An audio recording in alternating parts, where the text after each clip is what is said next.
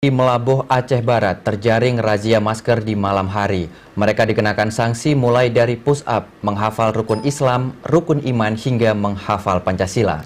Hingga saat ini pemerintah Aceh Barat belum menerapkan sanksi denda uang dalam razia tersebut.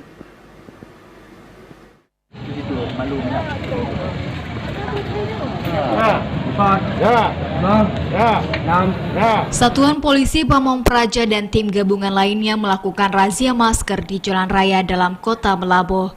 Puluhan warga ditemukan melanggar protokol kesehatan.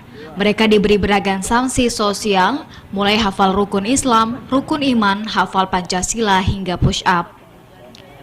Teguh Alaidirsya, Kepala Bidang Ketentraman dan Ketertiban Satuan Polisi Pamong Praja mengatakan, pihaknya hingga saat ini masih menerapkan sanksi sosial kepada pelanggar.